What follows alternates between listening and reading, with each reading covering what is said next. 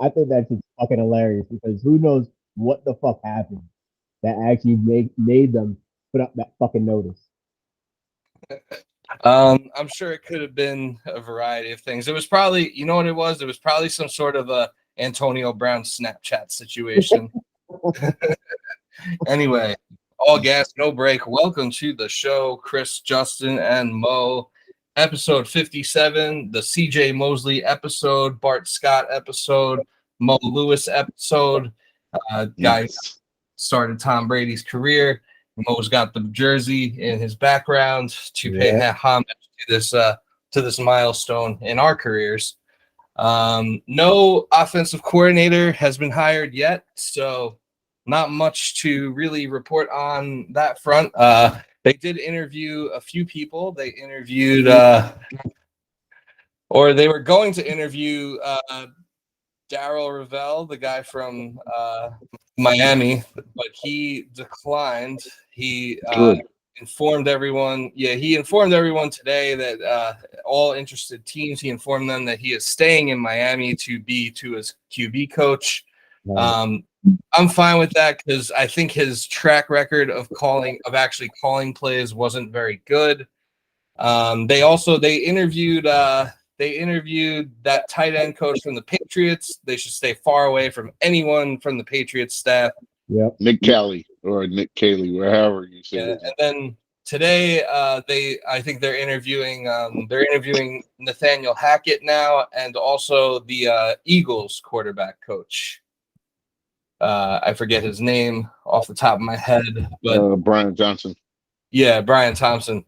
Honestly, I'm very intrigued by Brian Thompson. I think I like him. Johnson. And I think I could get on board with. I think I could potentially get on board with Nathaniel Hackett too.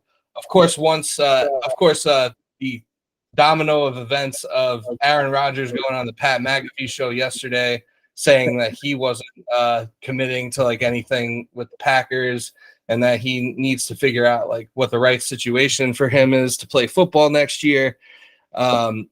Between that and the Jets interviewing his old offensive coordinator today, makes a lot of people think that Aaron Rodgers might be on his way to New Jersey.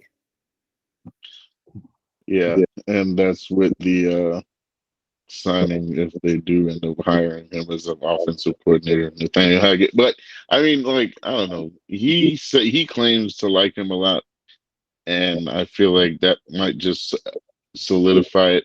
But he also said the same shit when he got hired to the Broncos. I don't know. So, I don't know if I don't know. Aaron Rodgers. I don't know what to believe with him. I think he's gonna stay at Packers. He's got what? He's gonna be paid still if he stays with them. I mean, like the cap hit already is gonna be bad if he ends up leaving, and I think it's gonna be like maybe $90 million. It's gonna be a worse cap hit for Green Bay than the team that acquired him. Right. So it's fine. Yeah. For us. Yeah, it's fine for us, the team getting him. I still think, as far as I guess you guys just want to start with quarterbacks. I still think as far as quarterbacks, Lamar Jackson should be plan A. I feel like we're probably all on the same page in that regard. All these quarterbacks are going to have risks and price tags associated with them, whether you're giving up the bag or giving up draft capital or both. So, and they do. And basically all these available quarterbacks have been like injured at some point in their career and could be maybe considered injury prone. Maybe not Aaron Rodgers, but Lamar and Derek Carr has had his share of injuries. So to me, if you're going to take this risk and you're going to take this swing, make it for the 26-year-old former MVP.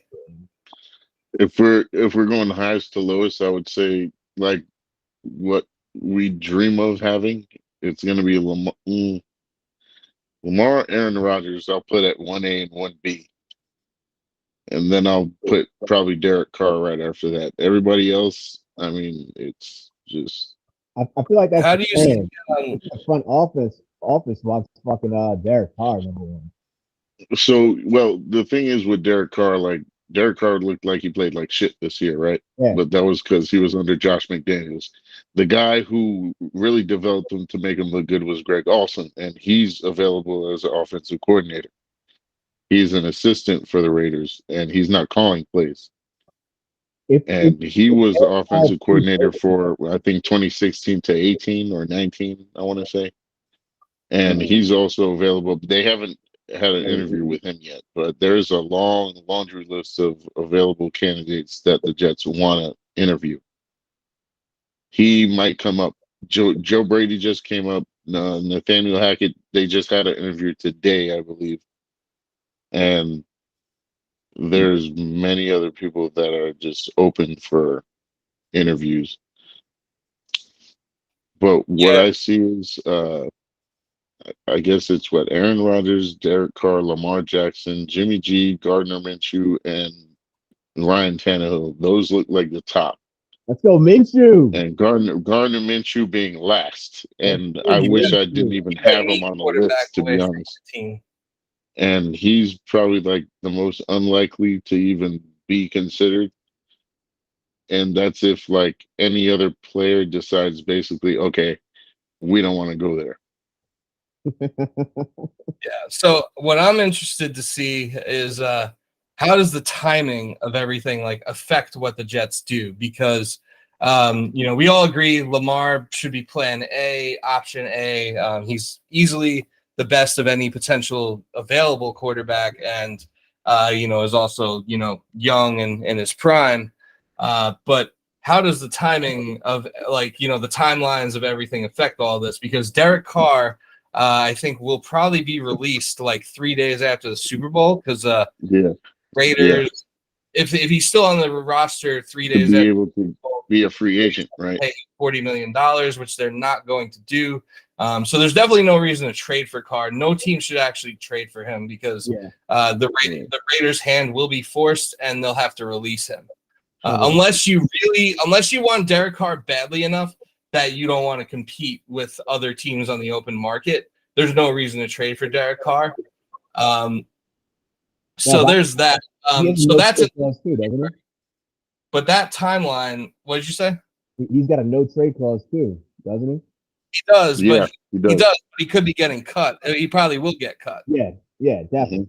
Which means he could basically just pick wherever he wants to go. Yeah, exactly. So I feel like that's the situation he's in right now anyway, with the no trade. Like if he's going to get traded. But that timeline though, it doesn't really align with the whole Lamar timeline, which would probably be more in like March when we would get some word on Lamar as far as the Ravens tagging him or whatever their plan is. I feel like what they're going to do is they're going to tag him and he's going to get pissed off. And I think he'll create a situation because Lamar doesn't really have an agent. So he doesn't really have someone to tell him like, no, that's not a good idea or anything like that.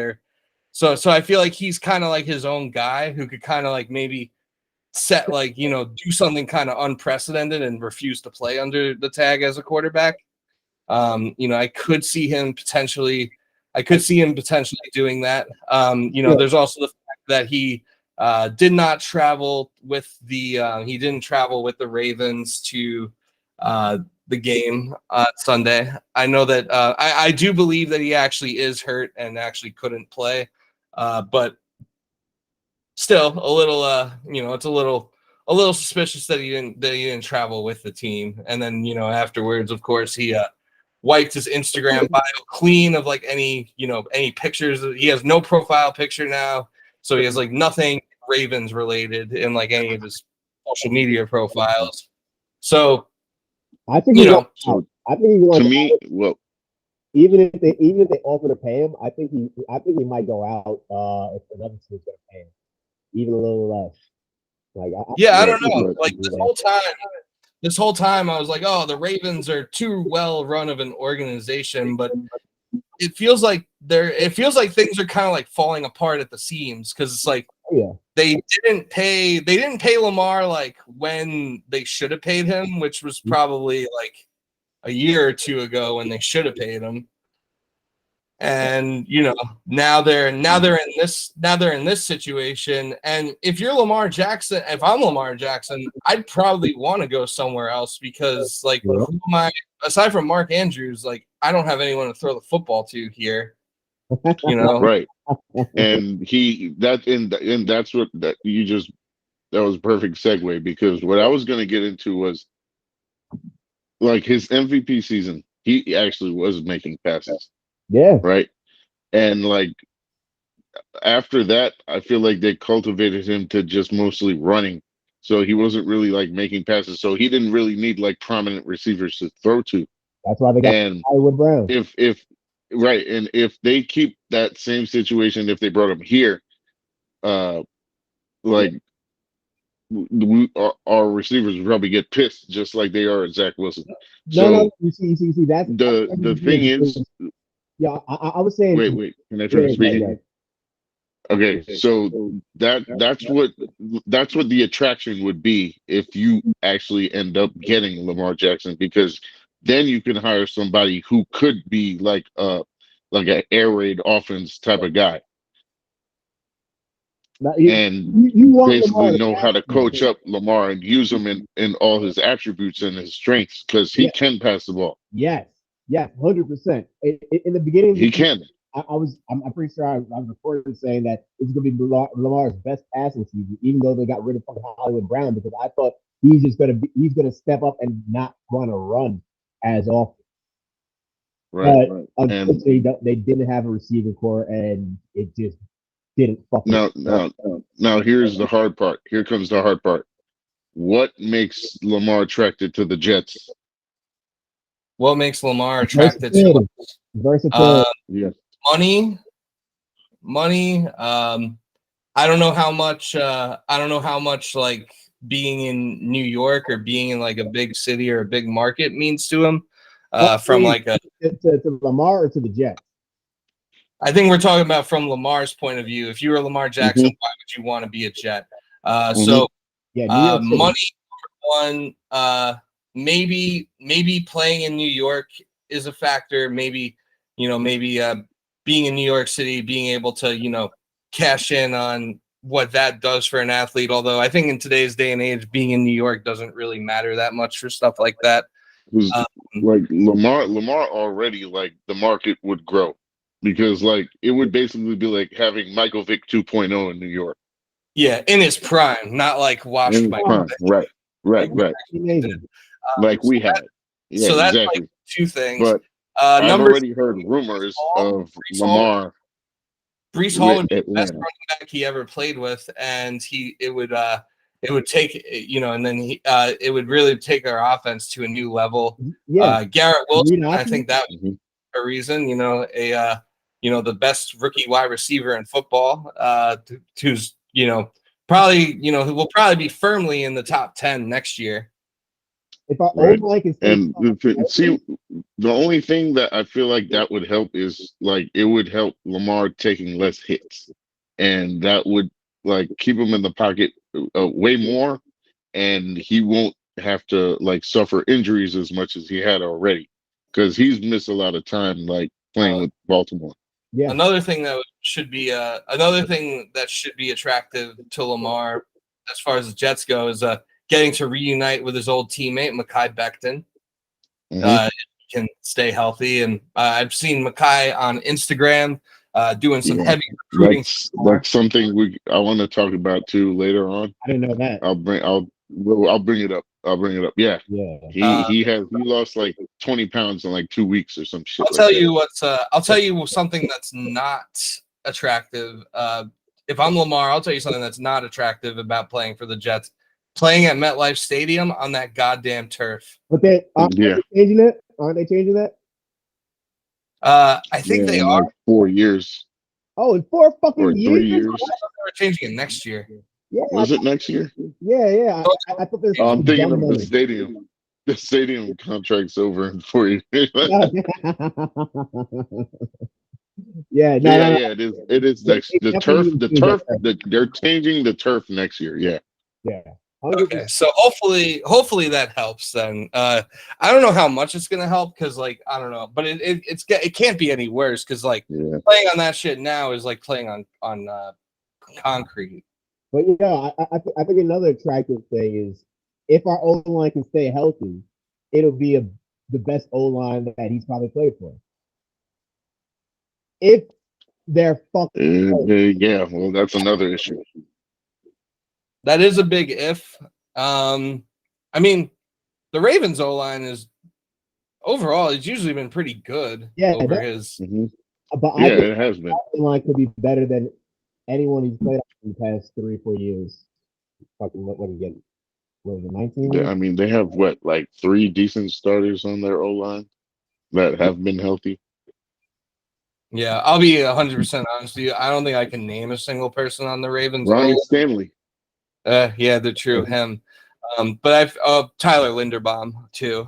Yes, I just feel like they always. I just feel like always the Ravens have had good O lines like throughout their history. Yeah, that's why their run game's always been fucking on point. It's even with the shitty running backs that they have. And for what it's worth, Woody Johnson really seems like he wants to spend money on a quarterback this offseason. Yeah, he didn't. And he always wants to make the big splash. So, I mean, I don't know what absurd amount of money he's trying to give him. And it's probably going to be all guaranteed like Deshaun Watson. It'll have to be. That's like the new precedent. That's going to like a little bit. That's going to suck a little bit because the fucking Browns owners are fucking dumbass, and he had to set that precedent for everybody else. Yeah, he really fucked up the market for the rest of us. But you know what? Our owners are dumbass too, so it's about time he makes a smart, dumb decision. Yeah, I think it could work in our favor. Brady, look at Brady as an example. Take a little bit less, win a couple Super Bowls, then get paid. I thought you were bringing up. I thought you were bringing up Tom Brady as an option for the Jets. Oh no, that's not gonna happen. No, I don't know. No. Do you want it to happen? Would you would you want Tom Brady on the Jets? I think you can still have a good season. If you play for the Jets, but I don't fuck that shit. I don't want him. Yeah. If he comes here, he's gonna play his worst season. He's gonna, he'll look his age if he comes here. He'll actually play like he's 46. Father time will finally hit, and then you'll see. Yeah, Father time actually lives in New Jersey. It's coming up soon. I don't know if it's next season. because he's probably gonna leave Tampa. I think he's going to Vegas. I think Brady's going to Vegas. I think Aaron Rodgers goes to Tampa. And I think go to Vegas. No, Brady's going to Vegas. Brady should go to the Niners, but they're not gonna transition from Purdy to Brady. Well, I hear a lot of buzz about Lamar wanting to go to Atlanta. Atlanta? Yeah. Well, Lamar. I mean, I could see Lamar getting. I feel like our biggest threats, like the biggest obstacles in the Jets' way as far as acquiring Lamar, is probably just the whole NFC South, because. The Atlanta Falcons were in on Deshaun Watson last year, and I think that they basically, I think they didn't drop their nuts and go fully guaranteed, and that's why they didn't get him. So you have to wonder if their GM is just hell bent on getting something done and will go that extra mile. Although Joe Douglas has the PTSD from missing out on Tyreek Hill. So something's going to have to give as far as that bidding war goes between the Falcons and the Jets. I feel like Falcons kind of have an advantage over us because, number one, they have higher picks than us, so they can probably give a better package than us. And also, number two, they're an NFC team, so the Ravens would probably prefer to get him out of the conference if they are moving him. That is not saying that they wouldn't trade him to the Jets, because like they definitely could. It's not like they're trading him to like the Steelers or the Browns or anything like that. Yeah. But but they'd probably rather just have him out of the conference altogether. Panthers could maybe be a problem depending what. That's what I see could probably make a move for them because they're not in cap hell for shit.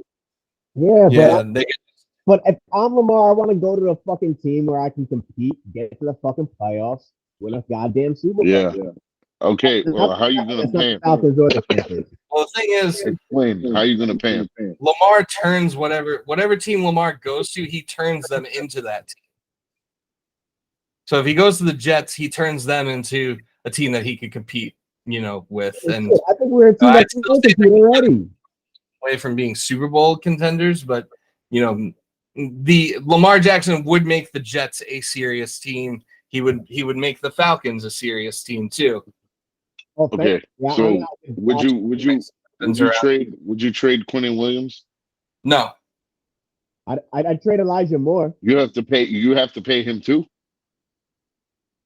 I think there's going to be a lot of cuts and restructures. I think just about anybody who was signed in the last year or two who has underachieved is going to either be asked to restructure or get the fuck out. So Braxton Berrios, restructure or leave. I cut him. Yeah, I'd cut him to I cut Corey Davis. I cut Jordan Whitehead, and I cut Dwayne Brown. Yeah. What about Lakin? Would you cut him or restructure him? Yeah, I don't think you can't. You can't because he'll be a cap hit if you cut him. So do you think he probably if you can possibly restructure it, maybe. It sounds like he was only signed for what 2 or 3 years. I think 3. Yeah, even though you might be able to restructure him. It kind of sounds like Lakin has the leverage in that situation because he probably knows if you cut me that it's going to cost you too much money and it's going to fuck everything up for you. Right. So why should you kind of just have to deal with him. Yeah. So yeah. Plus, I don't know. It was 1 year. Maybe he gets better this year. Right. And I don't see what's the hurt in like moving him to right guard and then moving Elijah Vera Tucker back to left guard. Yep. Yeah, that should in theory that should help too. Because this is how I see it. I would cut all those 4 players. So the cap space is like 2.5 million right now. So if you cut Corey Davis, that's 10.5. That's a definite. Cut Jordan Whitehead, that's 7.25. Braxton's 5 and Dwayne Brown is 9. And if you try to restructure with CJ Mosley at 21.5 and drop it to 12 mil, that would save you 9.5 if you drop it to 12 mil per year. Yeah, but like we were saying on the last podcast, CJ Mosley just restructured last year, and I think he's definitely not going to go for that again, especially since he just won second team All Pro. I feel like he's just going to be like, no. Yeah. But you gotta realize how much of an insane contract he had from the beginning. And I feel like if it was to help the team, he looks like somebody that would actually say, "Okay, I'll do it." Yeah, maybe he is a leader in the locker room. And I would also renegotiate with Carl Lawson because I wouldn't cut Carl Lawson. Connection with Lamar too. They played together in Lamar's rookie year before CJ came over here. Yeah, that's true. And for a few games. But Carl Lawson, people want to cut Carl Lawson, I see a lot. And this is my argument with that. Because Carl Lawson surgery. Well, that too, but the only thing is okay, Carl Lawson was there and he actually he wasn't average. He was actually pretty dominant for most of the time. And he was always getting pressure. What it was he would set the edge, and that would give Quinnen the advantage. That's why he had such a good year this year. Yeah, because he finally had an edge on the outside that could. Yes, and he was our best edge rusher this whole year. Oh yeah, believe it or not.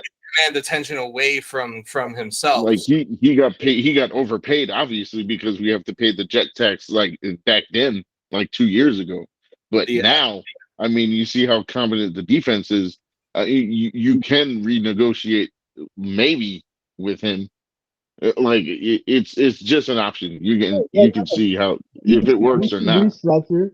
Quinnen shouldn't take as much as he could possibly make, and pay Lamar. Well, Quinnen's going to want around. I'd say Quinnen's going to get around 80 to 90 million, and he deserves every in like 4 years. And he deserves it. Something like that. Yeah, he does. Yeah, I guess it's just like, how do we make it work for us? Exactly. So yeah, I would definitely cut Braxton Berrios. You can go drop football somewhere else, and you could literally just make Elijah Moore your Braxton Berrios. Assuming you don't package Elijah Moore in the trade for Lamar, which I was gonna say that, or just make freaking. I was gonna say just put Ashton Davis back there so he can finally do some shit. Yeah, for real. We've heard all about how versatile Ashton Davis is, and yeah, how he can do all it's not like he's slow; he's fast too. Shit. Yeah, if you're not gonna, I guess if you're Joe Douglas and you're not gonna like cut bait with your shitty 2020 draft picks, then at least let them return punts.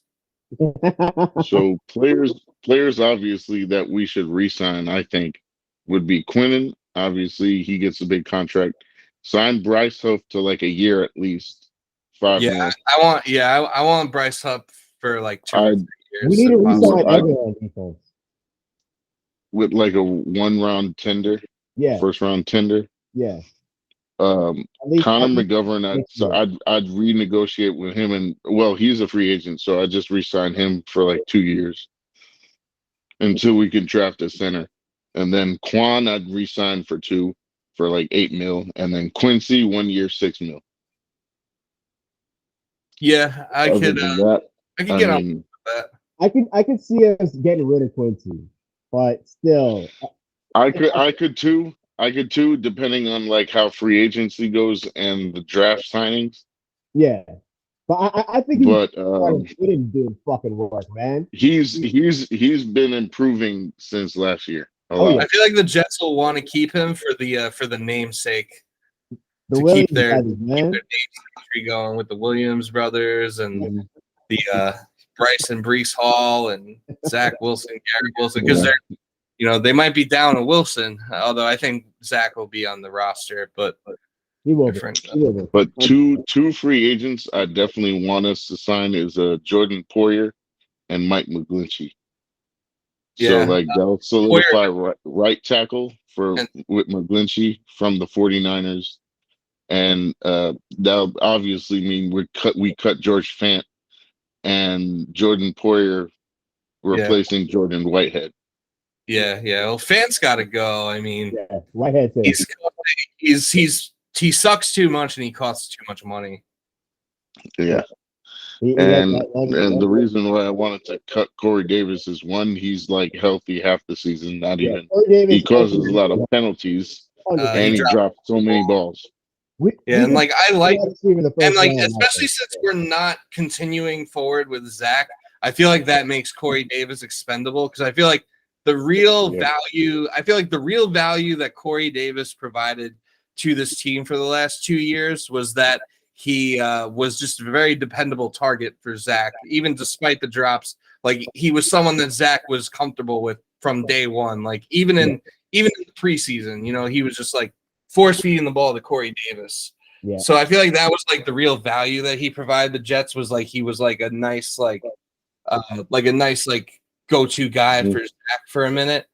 But if Zach's not the quarterback anymore, I feel like he's expendable and replaceable. And he costed too much money. Now, the QB option I left out due to like the unknown fact that we don't have an offensive coordinator and we don't know where they stand with who they want. But that also depends on the attraction. If we do sign a quarterback, who would want to coach him and who would be the best fit? So instead, I have a signing wide receiver, DeAndre Hopkins. No, I'm fucking with you. I wish we could. Well, we could trade for Hopkins, and I think that definitely should be on the table. You could get like I mean, like a cool 2-year deal. It won't be much because I mean, yeah, he it would really be has. like He's produced like limited in Carolina and Arizona. Arizona, Yeah, it would be like a fucking 2-year. Kingsbury and Tyler. Yeah. but you could tell he could still make plays, which is the greatest part.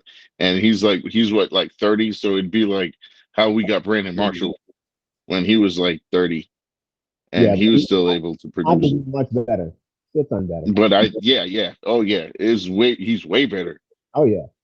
He can still And produce. he I still think he shows could be he a can top still player. he still shows he can produce a lot. Yeah. Kidding me? He bailed out Tyler so many fucking times this season. Hmm. Stupid. Yeah, he has definitely. Him lined up Yes, across the field from Garrett Wilson would be ridiculous. Absolutely fucking ridiculous. but shit, and then depending on who the quarterback is, like if you have Lamar out, he'd be so confused. Like, who do I throw to now? Because if it's DeAndre Hopkins, Garrett Wilson, and Elijah Moore right there, Oh, I mean, like that's too. That sounds too good. say no. Yeah, Yeah. say no more. Are you kidding me? That's a Super Bowl fucking team right there. What number would Elijah Moore wear if he's on this team and Lamar comes to the Jets? Mm. I think And Elijah might be gone for I don't know. I think I would just duct tape Jackson over Moore on my Elijah jersey if we get Lamar. Even if Elijah's still on the team, I'll just He'd have to be like 81. yeah, maybe 88. Yeah. Well, yeah, I guess 80, 88, 81. I don't know. He should wear I feel like the midgets wear 80 with like Golden Tate and what's his name on no. What number was who is it? who are you talking about? No, Corbett was 80. He was 80, right? Yeah. Yeah, Mhm. that number is essentially retired. He should wear I 0. fucking hate that That's shit. what he should do. Retiring numbers. He Well, should see, I wear don't know if he'd be able to wear 0 because I have well, I'm not gonna get into the draft yet, but I'll do that next week. Oh, is Because there I have a linebacker that wears number 0 that we should, and he would is be it like just perfect. is it just the number 0 though, or is it like 0, It's 1? 0, complete 0, just 0. Oh, well, I'm saying he should wear a 08. Like Oh, okay. Oh, that's weird. I don't think that's even allowed, to be honest. I don't Yeah. think so. That'd be funny. I have no idea. He should wear a weird ass number. He should just wear 99. Aaron Donald. Or wear like an offensive lineman, or like wear like an offensive lineman number, like 71 or 62, something that adds up to 8. Anyway, that's So anyways, let's get back to reality. yeah. Let's get back to stuff that actually matters. Who do you think we actually do sign at quarterback? Jimmy G. I don't think it's going to be Jimmy G, because I think if we I were don't think so either. Because look at before. it this way: if Mike LaFleur was still here, then Jimmy G would make sense. Yeah. Because we don't know what kind of offense we're going to be running now. Yeah. I mean, if you ask me, it highly depend on the offense coordinator that we get. So I think we're going to sign him before we sign any quarterback. But I can see Salah still like him. Which I'm pretty sure that's what's going to happen. I feel like anyway. if all other options fell apart and everything, I could see them going to Jimmy G regardless of who the OC is, just because like Salah would trust him. Basically, Salah would trust Jimmy G enough to be like, all right, you're not going to get me fired this year, because I'm sure he knows that. I'm sure he knows that playoffs or get fired this coming year. So, I could see Jimmy G as like one of the later last resort options. But if you ask me now, I would say like, and it's not who I want, but who I think. If you ask me who I think, like gun to my head, who you think the Jets quarterback is who do you think they're gonna get, I would say Derek Carr, only for the reason that the timeline of Derek Carr comes before the timeline of a potential Lamar Jackson thing. And I feel like Joe Douglas also knows that his job is like on the line here. So I feel like he probably wouldn't want to risk missing out on Derek Carr to go big fish hunting for Lamar, and then Lamar turns out to re-sign in Baltimore, go somewhere else, and then he gets like really screwed. So I feel like I could see them going the Derek Carr route, for the timing perspective. Yeah. That's what I see happening. What if they had a verbal commitment from Lamar, but he gets ranked hard, and we stick with Zach for a year? As much as I think, as much as I love for B Lamar, I have a hard time believing it. I really do, because one, I don't see any attraction for him besides money, and there's other places with money too. Oh, the team looks good too. The team looks good. Yeah, I don't know. I think I think like the Jets are definitely in the mix. I wouldn't say like I wouldn't say that like if I'm Lamar, I wouldn't think of it as like, oh, like why the fuck would I go to the Jets when I could go to like the Falcons or something? Like I feel like all the teams that are gonna be all the teams that'll be in on Lamar are gonna have like pros and cons like for him. Why couldn't we just do like Justin and draft his ass? Yeah, we could have easily Christ. This. We would have just headache we could have saved. I'd say we should have drafted Josh Allen, but we probably would have fucked him up. Probably. I think Jeremy Bates would have been the best offensive coordinator for him, because I think he's been better than the last two. Yeah. Wait, Jeremy Bates, I think he's been better than Adam Gase and Mike LaFleur. Yeah. Yeah. Low Gates. So, well, whatever the fuck he did. Yeah. All plays so watch football and fucking eat pie like fucking King of Queens.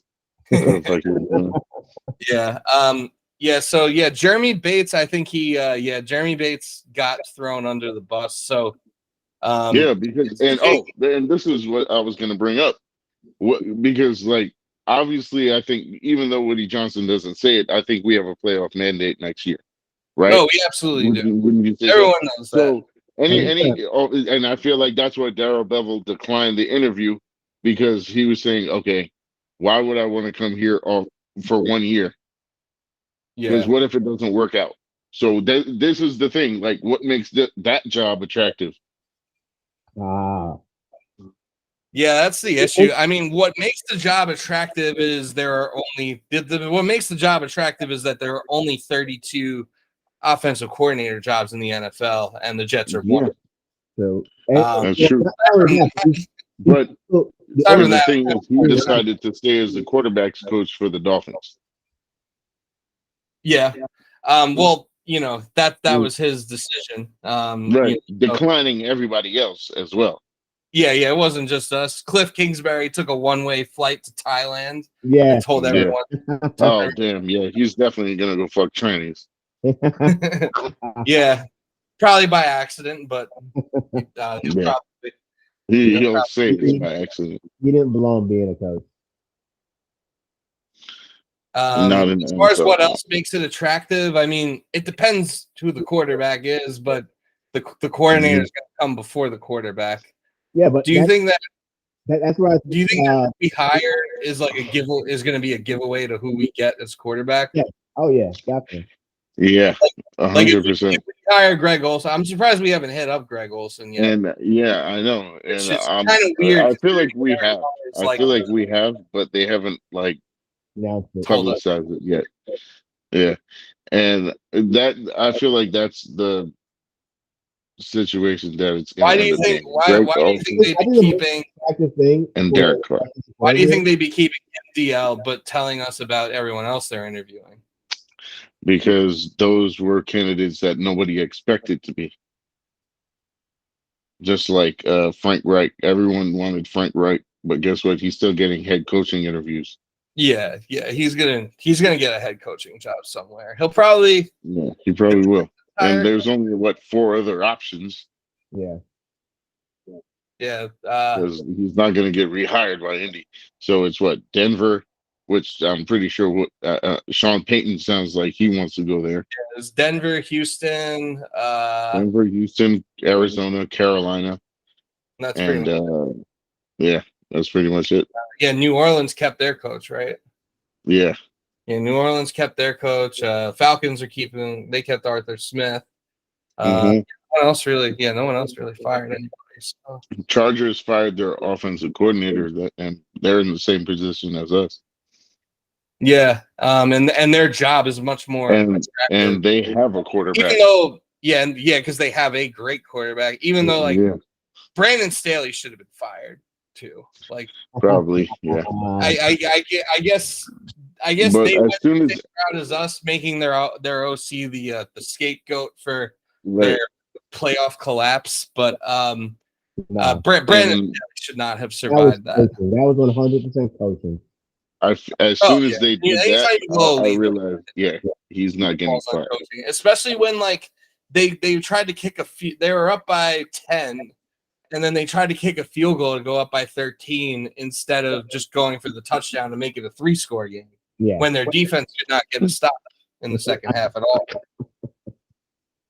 It was 4. So, these are all decisions that the head coach makes. So that loss is definitely on Brandon Staley. I don't know who fucked his wife or what happened that he got to stay, but they made their coordinator the sacrificial lamb.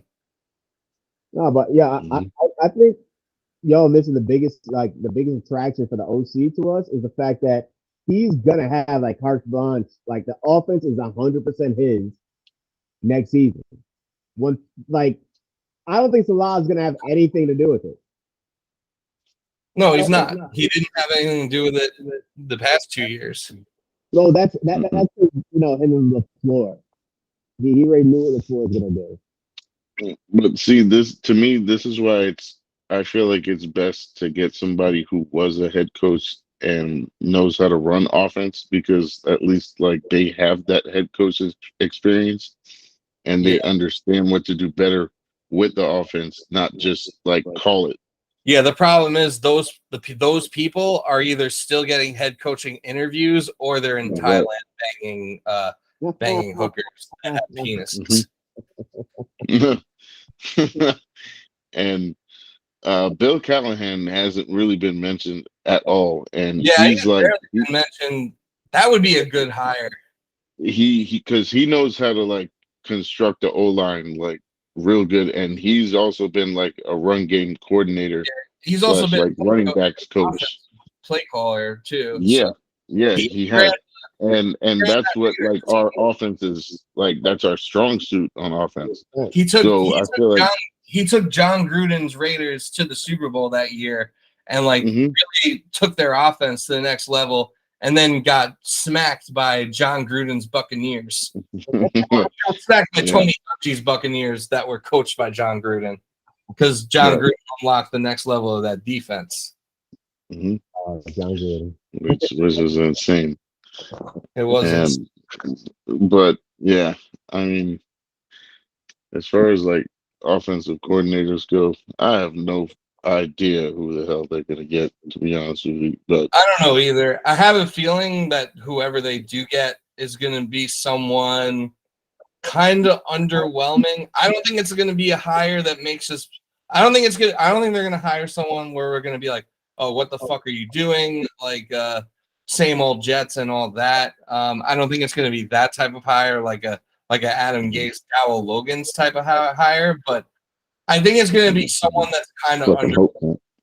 It's not going to be Todd Monken. It's not going to be Frank Reich. I wish. I don't know. Nathaniel Hackett, I could see maybe, and I have mixed feelings about him. If that was him with Aaron Rodgers, I have no complaints. I have no complaints, whatsoever. If he has a +1, then if he has a +1, then he should absolutely be our OC. And some head coaches, some coaches are just coordinators and not meant to be head coaches. Yeah. and Yeah, probably one of that's those. true. Um, Yeah, because I mean, they made I, the playoffs last year, lost to San Fran, but the, San Fran's a now fucking the great team. Eagles guy, the QB coach from the Eagles that we're interviewing, does he have any play calling experience? Well, there are two. There's the quarterbacks coach and the pass game coordinator. Oh, so we're interviewing both of them. Yeah, Uh, there's two. either of them have So play calling? I'm pretty sure both of them do. Well, I know obviously the pass game coordinator does, but Honestly, I feel I like don't know. I don't know about the QB coach. It's Kevin Patullo and Brian Johnson. yeah. Kevin Honestly, I'd Patullo be is the cool with pass game either of them. coordinator. I'd be cool with Either either of them. of those hires. I'm not really. I don't know enough to say I prefer one over the other. I'd probably prefer the quarterbacks coach just because of like seeing the leap that Jalen Hurts took this year. And that would be an upgrade for him. And Yeah. Joe Douglas has ties with the Eagles. Yeah, there is also that. Yeah, the one I would say definitely do not hire that Patriots tight end coach. No, fuck that. Like if they hire him, I will be pissed. That would be a move that would be like the rock bottom for all of us. Yeah. Because we know how Patriots assistants operate after they leave. Yeah, that's terrible. Yeah, besides like Brian Flores, but even with him, that was just a dumbass part on the Dolphins. Yeah. Yeah, but it worked out because I mean, like Brian But Flores. now he got hired, didn't he? Yeah, he got hired as a Steelers assistant. Yeah, he's on the and he's getting interviews for defensive coordinator now. Yeah. I feel like I don't know if he'll ever get a head coaching opportunity again, though, with how that all went down. I feel like the league might, like the owners and the league and stuff, they might have him like blacklisted. Yeah, which is fucked It's up. It's a very racist league. Yeah. It's insane. Yeah. Like the Houston Texans hired two black head coaches back to back and fire them after 1 year. Yeah. Now they're gonna get their white guy. They're gonna get their white guy. Yeah. They're gonna And get their have them for like 5. and their black quarterback, and they're gonna probably repeat the same cycle in like 4 years. We're gonna hire when Bryce Young demands a trade from the Houston Texans, and then gets some complaints about how opposed would you be to Josh McCown being the quarterbacks coach for the Jets? Honestly, I would be 100% down for it. As far as a QB coach, either him or Chad Pennington. I've been saying for years Chad Pennington should be a quarterback coach. And honestly, if you're gonna go the route of and I would even say as far as the offensive coordinator goes, if you're gonna go the route of hiring another inexperienced play caller, I would say Josh McCown would be the inexperienced play caller that I'd want. We need someone that knows. A pass game coordinator. Yeah, or even just the offensive coordinator. I think they need like 3 people on fucking offense calling plays, like how Shanahan does it. They're gonna hire. They're hiring a senior assistant along with whoever they hire to be the coordinator. Right. And I feel like that person should be like the pass run game. There's got to be like some lineage there between who they like. They're not just going to hire an offensive coordinator and then just hire whoever to be the assistant. I feel like there's got to be like whoever they hire, got to be like linear with each other.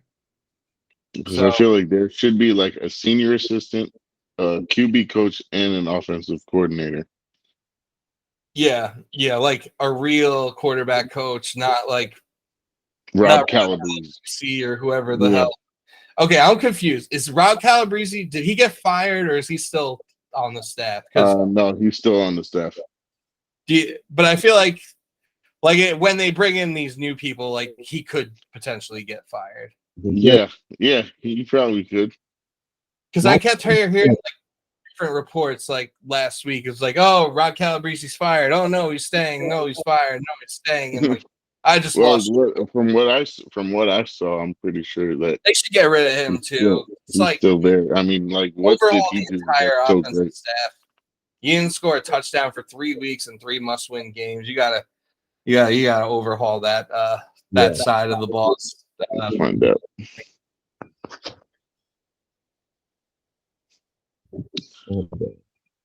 Well, I don't see anything popping up here, so I guess he still is. Yeah, I think he's still, unless they fired him within the past couple of days, I think he's still there. But I do think that, if and when they do bring in this, the new OC and the new senior assistant, they may decide to like bring in their own QB coach. And I think at that point, ultimately it's Salah's call. But I think like if Salah's going to be as hands off with the offense as he is, then he should just let the senior assistant run the whole offensive staff. Mm-hmm. Like him do the hirings and the firings, and just let him run that side of things. That's exactly with the OC. 100% how it should be. Yeah, it would have to be with the OC. Yeah, but the Jets really need to get this hiring right. Like firing LaFleur was good move. It was the right move. I think it was a scapegoat type of move. I think the thing I don't like about it is I think it came from above. It came from Woody Johnson, which is like the first sign that, to me, the first sign that like things are not going to go well for this regime once Woody puts his hand in the jar. Do you think? Because I don't feel like it did. I feel like Salah just felt pressured, and then he didn't really tell him he had to do it. He just felt like he had to do it. I don't know. I think I mean, none of us will ever know because we don't. Yeah, we'll never know for sure. But how I feel, I think if that was the case, then everybody would have been fired on the offensive staff, and I don't think everybody is. I don't know. I think that Salah wanted to come back with this whole same staff in place. He was probably, pleased with the progress that the team made, despite fucked up already. I think he would have been pleased with the progress, and I think he wanted to keep the whole staff, including his little buddy LaFleur. I think Woody Johnson was pissed, and I think Woody Johnson, I think to me what happened is Woody Johnson got pissed at the way things ended, got pissed at, the fact that, fans are pissed off again, and he wanted to make some sort of change without going fully nuclear and having the Jets be perceived as the dumpster fire that they've been. So I think he was like, you know what? I know how, because Woody Johnson is an online guy. He's on Twitter. He's on Instagram. He's on TikTok. He knows what the fans say. He knows exactly. Yeah, he does. He's reading everything. He knows the fan base well enough to be like, yeah, we fired the offensive coordinator, and that'll make people happy because everyone thinks that everyone always thinks their offensive coordinator sucks, and that's always like a cool. That's always like a good enough thing to do to get back in the good graces. But they got to nail this hire now. They can't just go to another. They can't just go to another Mike LaFleur or another vanilla conservative play caller. They got to get someone who's a significant upgrade and can actually unlock something out of this offense. Yeah, because all he wants to do is sell tickets. Yeah, that's all he gives a fuck about. But he doesn't care about winning. That's it. But he knows winning sells. Winning sells. That's why he wants to win. Yeah. The sooner these dumbass owners realize that winning and making more money go hand in hand. And making the splash moves. That's all Woody likes to do. Yeah, which is why. And what would a splash move be? What would you think the splash move would be? Because he already said he's willing to spend money. It's Lamar, man. Yeah, Lamar. It's either if it's really a splash move, it sounds like Lamar or Aaron Rodgers. Yeah, that would be a splash. Derek Carr, that's more of Derek Carr is not a splash. Nah. Derek Carr is okay, I guess. And everyone else is skipping a rock across a pond, basically. Unless the splash is him selling the fucking Jets. Because shit, I could see Derek Carr going to Washington. I could see Derek Carr going to fucking Washington. to the To be honest, football Commanders. I can see Derek Carr going to the Colts. I feel like he'd be a perfect Colt. that too. I Yeah, can see that happening. that too. See that happening. I could definitely see that happening.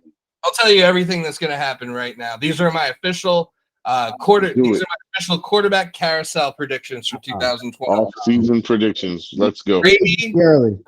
Vegas. Aaron Rodgers goes to Tampa to replace Brady. Derek Carr goes to the Colts. Lamar Jackson, New York Jets. Jimmy G will go to the football Commanders, and they'll have like a three-way competition between him, Carson Wentz, and Taylor Heineke. All three of them will end up playing next year because everyone's gonna get hurt. They all fucking get hurt. Yeah. And not playing another. And Taylor Heineke ends up being like the savior. Yeah. Jacoby Brissett probably Jacoby will go to Houston and he will compete with Bryce Young for the starting job. Yeah. Just be like their backup. And the Bryce Young gets hurt in like the first two games, and then Jacoby comes in for the rest of the season. And does work. Yeah. Sounds about right. I like Jacoby, man. What about Carolina? Carolina, Davis Mills will go to Carolina. Oh. What about they're Minshew? Gonna have to. Is Minshew staying with the Eagles? Minshew will go. He'll get a starting job. He'll go back to Jacksonville and back up Trevor Lawrence. Oh. Geno Smith will stay in Seattle. Or maybe Geno. I can see Gardner. Richard Sherman said some wild shit like straight up trade for Lamar and Geno. Like that shit's gonna fucking happen. As far as some stupid shit that I read, I'm like, what the fuck are you saying, Sherman? I have a sleeper team for Gardner Minshew. I think he goes to Arizona and he backs up Kyler Murray / maybe gives Kyler Murray like a run for his job. Damn. I think he should go to Atlanta or the Colts. I think Minshew should go to either Atlanta or the Colts, and he can do well on either team. I feel like Minshew needs to play for an outdoor team. I don't know. Is he better statistically outdoors? I have no idea. I don't really know what his splits are in that regard. I just know that he's always played for outdoor teams since He'll be a backup for Denver. Oh, backup. Russell has another fucking season like this. He just started. Honestly, Gardner Minshew to the Broncos would probably make the most sense because like they could potentially get an upgrade at quarterback and, not have to spend like crippling amounts of draft capital and money. Yeah, hot take. I think Russell actually has a good season next season. Hot take. Probably. Hot take. Yeah, because if they get Sean Payton, well, shit, he has no choice. He would have to do well. Yo, I'm sorry, I hate Russ. I feel like Russell's terrible in the locker room all the time. Everyone hates him. They all hate him. No one takes him serious.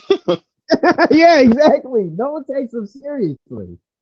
How are you a quarterback? They're like, they probably all ask him like, how the fuck did you get Sierra? Yeah. That's probably like the main question. Like the shit that nobody cares about. It's like, yeah, easy. I have a lot of money and I let her cheat. So Daniel Jones, do the Giants re-sign Daniel Jones or sign him to a big contract? Absolutely. There's no way. I think so. There's no way that. They don't really have a choice. For life. You heard me. They especially with Dayball as the head coach. This is the best Daniel Jones we'll ever see. And Kafka. Yeah, Kafka who came from Kansas City. He's pretty good. And I think I like Saleh, but man, Daboll is so much better. Oh my God, Daboll's ridiculous. Daboll's gonna be up there with fucking. I think by the time like in the next 10 years. He's gonna be up there with Belichick, fucking Peyton, Pete Carroll, Harbaugh. Like he's gonna be a top fucking coach. 100%. All right. Do we cut Joe Flacco? Yes. Hell yeah, we cut Joe Flacco. Yeah. Joe Flacco should retire. We should have cut him this year. What do we? All right. Wait, how much longer? No, I'm not saying I disagree. Beyond... I'm saying that should be what should happen. Yeah. Now, will Mike White be the backup, or will Zach Wilson be the backup to whoever we sign? I think both will be on the roster. I think they'll re-sign Mike White, and obviously, I don't think they're going to do anything as far as moving Zach. But if they do move Zach, if I'm Mike White, I want to leave. Now, okay. Now, Mike White, you didn't do enough to earn the money, or like, who's gonna, like, what team is gonna say, oh, you know what, we've seen enough from Mike White to be a starting quarterback. Now, granted, Matt Flynn cashed in on the, like, essentially the same thing, but that Mike White started 7 games. Quarterbacks back then, like every team basically has a quarterback now or some sort of plan to get one. So Mike White has started 7 games and won 2. Yeah, he started 7 games, 2 were wins. He really only had 2 like good games. Close wins. Well, I would say 3 because the Minnesota game should have been a win. The second half of Minnesota was good, but Mike White sucked dick in that first half. Yeah, the whole offense did, but Mike White didn't help. Buffalo was just like a shit show. He blamed on the play call. That's another factor. I mean, I blame enough of it on the play calling, but the it's like it works both ways. Like the quarterback play did not help Mike LaFleur, but Mike LaFleur did not help the situation. That's true. It was mutually unbeneficial for all parties. But you don't think Mike White has the? I'm not saying it's definitely going to happen. You don't think he has a possibility of flourish in another offense? I don't know about flourish. I think he could. I feel like Mike White is. I think Mike White is what Mike White is. I think he's a solid backup who's good for a spot start every once in a while. But I don't think he's a starting quarterback. We thought that about Gino. What's that? You thought that about Gino. Yeah, and it took Gino 10 years to prove us wrong. It took him the right coach. Yeah. It took him the right coach. The right coach and 10 years. Well, it took him 10 years. The right coach in 10 years. Well, look at well, I don't know if that's an unfair comparison, but look at Brock Purdy. It took him like 5 minutes and the right coach. he was never supposed to be anybody. But he does have this fucking team where any quarterback should strive. I mean, right. And Zach Wilson was the quarterback he wanted, which is crazy. Really? Yeah, well, Shanahan wanted to trade up with us, number 2, to get Zach Wilson. After they got pick 3, right? Yeah. Why did Shanahan, like, that makes no sense because, like, neither of our offenses were a fit for him.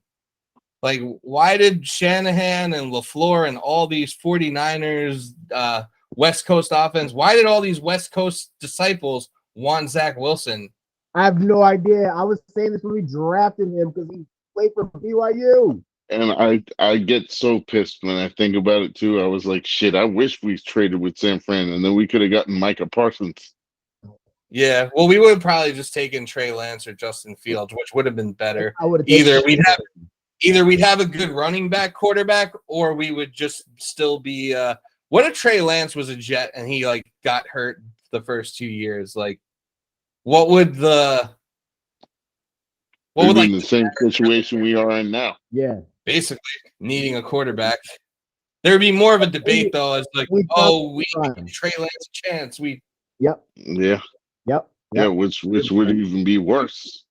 Possibly. Yeah, it would be worse. At least we like know. We know what Zach Wilson is.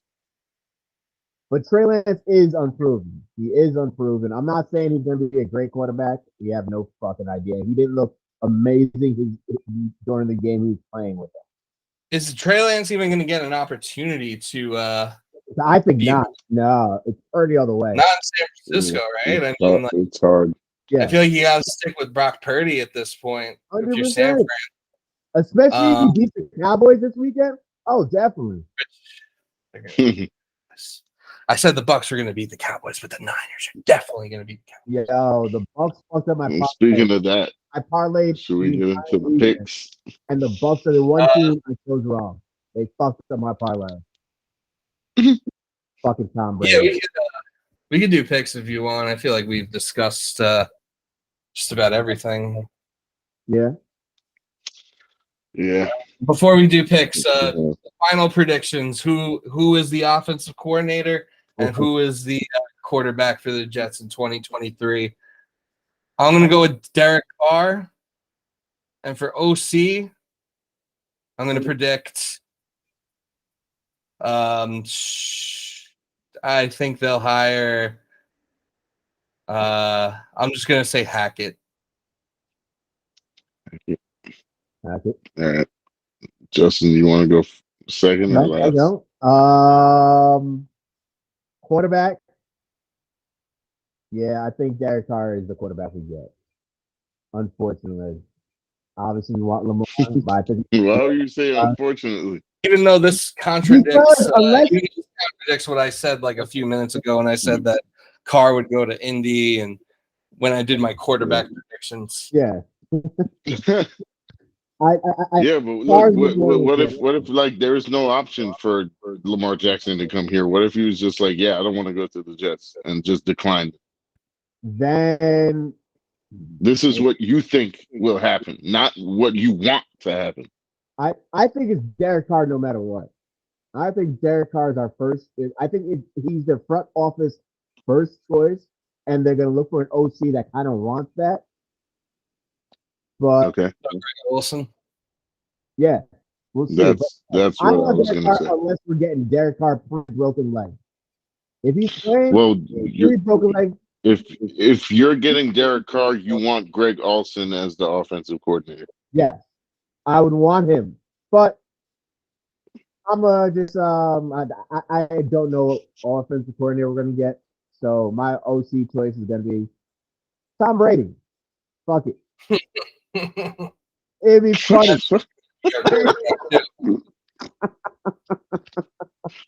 All right, let's just end the podcast now. All right, I'm just gonna go Greg Olsen and Derek Carr. Keep it simple. Yep. All right, so we all agree Derek Carr is a New York Jet. Let's drive that car to where's the Super Bowl next year? Next year, I don't know. Super Bowl, what's next year? 58? Yeah. Super Bowl 58 is in this year's Arizona. Vegas. Derek Carr is driving the car back home to Vegas to Super Bowl 58. Book it now. I thought so. Shit. That'd be awesome for Carr. That'd be like a good storyline. Yeah. Shoot, and he's gonna play good in Vegas. Yeah. Assuming we make it there, he better have a damn good game. Anyway, with that, we can get to the picks for divisional weekend, the best weekend, in my opinion, the best weekend of football that there is. You got the most. It's almost the most games as far as a playoff round goes. Yep. And it's the best teams that are it's the best teams going up against each other. So let's get right into it. We got. Let me pull up the. I want to see what the lines are. So we'll start. We'll just go in order. We'll start with the Saturday afternoon game. The Jacksonville Jaguars and the Kansas City Chiefs. Now, I'm taking the Chiefs, but I think the Jaguars will cover the 8.5-point spread. I'm calling the upset on this one. Ooh, Jaguars. Wow. I'm taking the Jags to win it. I'm taking the Jags to win it off of some fucking bullshit and the fact that Trevor Lawrence hasn't lost on a Saturday his entire life. Justin always does this shit. Chiefs are gonna fucking blow them out. Will the Saturday streak continue? You said Jags what plus what? 8.5. 8.5. Okay. Justin says Jags. I don't know. Do you want to predict a score here? It's gonna be high scoring. Fuck the score. Let's just pick the damn games. Yeah.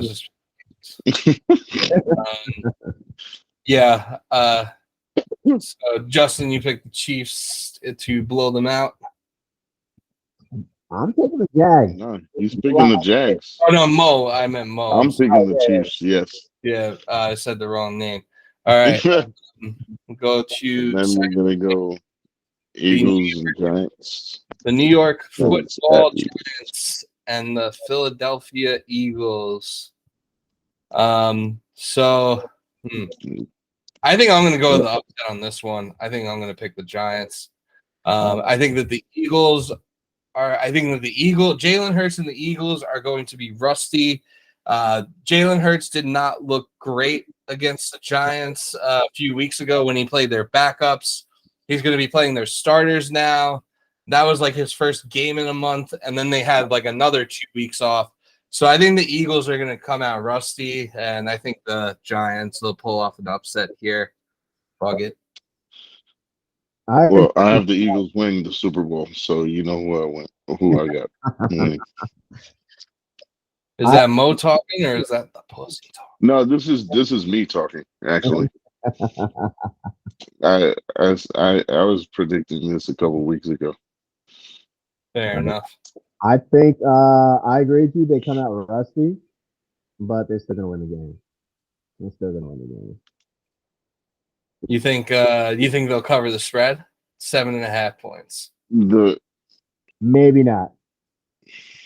They might not come. No. Do you want to take the spread, or you just want to take the money line? Oh no, we can just pick winners and losers. That was just asking question. I mean, money line is the same shit. Yeah. The reason I picked the Eagles is because one, Giants don't have the weapons the Eagles have, and I feel like that's how they're gonna overcome. Yeah, I don't know. Yeah, I mean, you're probably right. The the first time the Giants and Eagles played, the Eagles just like kind of overwhelmed the shit out of the Giants, like everything that they had. And the Giants just couldn't keep up. Yeah. The last game was a little closer. I think Hurts was hurt that game too. He was still hurting. Yeah, and like I think he'll be healthier now, but I do think rust is going to be a factor here. Definitely, but they'll overcome it. But I see the Eagles. But the thing is, like, I don't think Giants fans should be upset at all. I think like their future is going to be set. Yeah, I mean, even now, like I feel like even now, like because they're just heading in the right direction. Whatever happens Saturday night, like you could say even now, like the Giants had a successful season this year. Oh yeah. Mm-hmm. They figured out that they have a quarterback. They figured out that they have a head coach. We were supposed to be what the fucking Giants were. Yeah. I know. or really, like the Giants were supposed to be like kind of in the same boat as us. Like we were both supposed to be like 7-win teams this year. This is their 1-year rebuild. Yeah. Yeah. So the Giants naturally are just a couple of steps ahead of us. To the table. They know they got their coach and they know they got their quarterback. We don't really know either. Yeah. They don't know shit. Anyway, moving on to the by the way, take for the Saturday night game, take Boston Scott anytime touchdown. He always scores against the Giants. Yeah, he does. I think he's plus 340 loans. He's been tearing it up. You could either throw that in a parlay or you could just take that straight up. Pretty good value there. Moving to the Sunday portion of the action, we have the Cincinnati Bengals against the Buffalo Bills in the rematch of the DeMar Hamlin Bowl. Will they actually finish the game this time? No, that was in poor taste. I'm glad DeMar Hamlin is okay, although conspiracy theorists on the internet think that DeMar Hamlin is dead. And that I thought they said he was faking it. What? They think it's the vaccine, and they think it killed him, and Right. that. Like I saw this one guy go on like a 2-minute rant about absolutely nothing on Twitter. Like it was like a video rant where he was just like, "We haven't seen or heard anything from DeMar Hamlin. Like, wouldn't he said something if he's actually here?" And then all the people in the comments were like, "Oh my God, you're right. He's dead. The vaccine killed him." And the NFL is just covering it up. God damn. I don't know what to believe anymore. Anyway, I'm taking the Bengals. I'm also taking the Bengals. Yeah, I believe in Joe Burrow over Josh Allen. Josh Allen turns the ball over a lot.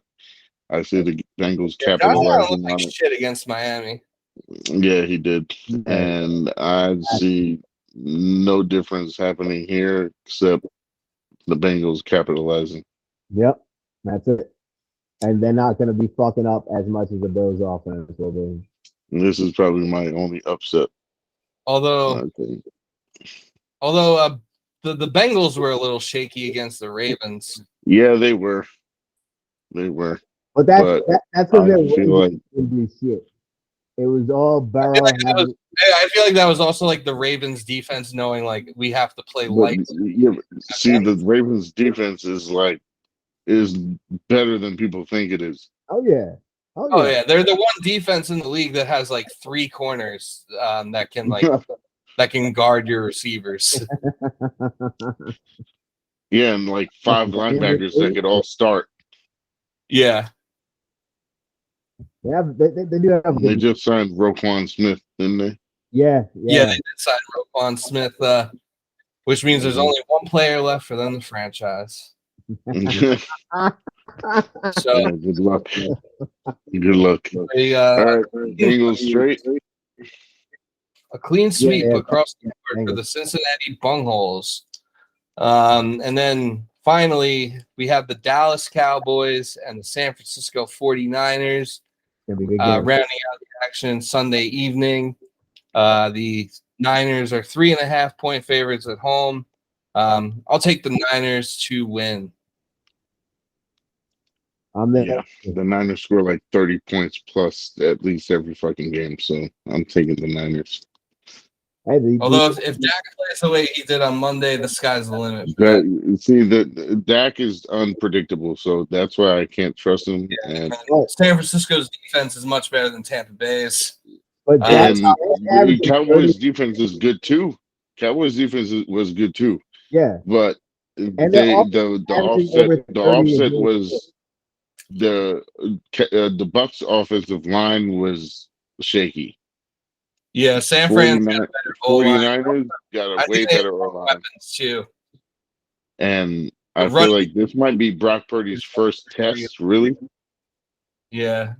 Yeah, Purdy looked Purdy looked a little like shaky at first. At the beginning. Yeah, he settled in. Yeah. Mm-hmm. Yeah. No, I think it's gonna be a good game actually. The more I think about it. It should be close. I think it'll be the closest game. I feel like all of them should be close. I think they all should be. I feel like this might go down to the wire though. Yeah, I could see it.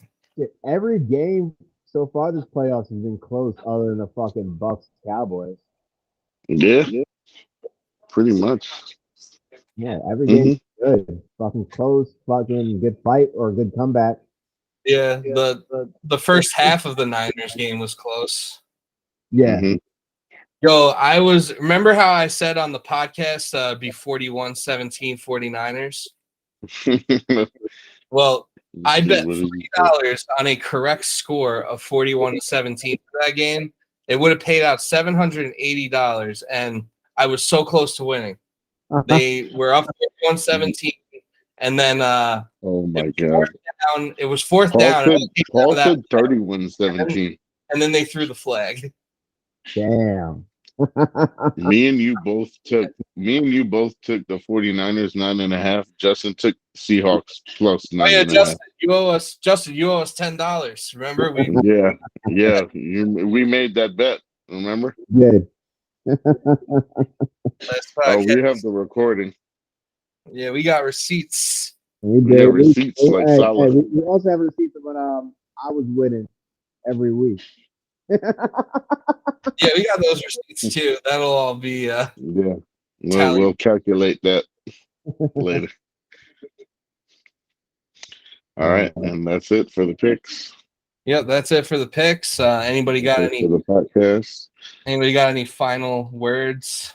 Yeah, we should have drafted Micah Parsons instead of Zach Wilson. Yeah, we definitely should have. What do you think the reaction at the time would have been if we took an edge rusher over a quarterback, though? Shit, I don't care. Right. I would have been like, yeah. Nobody wears 11 on the Jets. Back then, I was still rooting for Sam. I think I was still rooting for fucking Darnold back then, so I would have loved it. Yeah, you were. Yeah, you would have been. I was trying to make so Denzel, many situations that's where Denzel we Mims' number, all right? Darnold. You show some respect. I was like, damn, we probably could have had him with his 5th-year option, and look, we would have just saved a pick, but then where would we be at now? No, because we wouldn't have Breece Hall. Oh, yeah, that's true. Because we flipped that Or pick. I don't think, or Jermaine Johnson. For Carolina to move up for Breece Hall. So trading Darnold was 100% the correct move. Yes. And it netted. We could have just rolled with Mike White. Yeah. We just picked the wrong quarterback at number 2 overall. And it's it's unfortunate, but it could be so much worse.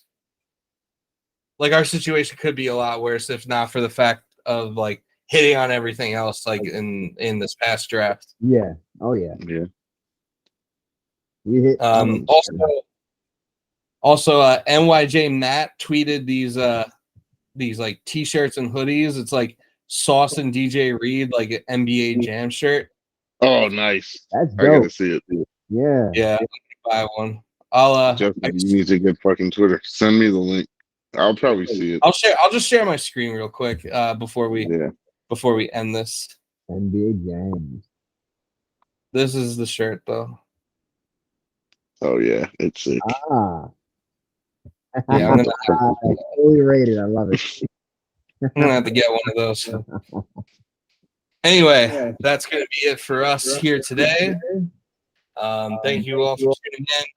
Hopefully next week we will have an offensive coordinator hire to report on, and hopefully a special guest / friend of the program will be joining us as well. So you'll want to come back at the same time next week.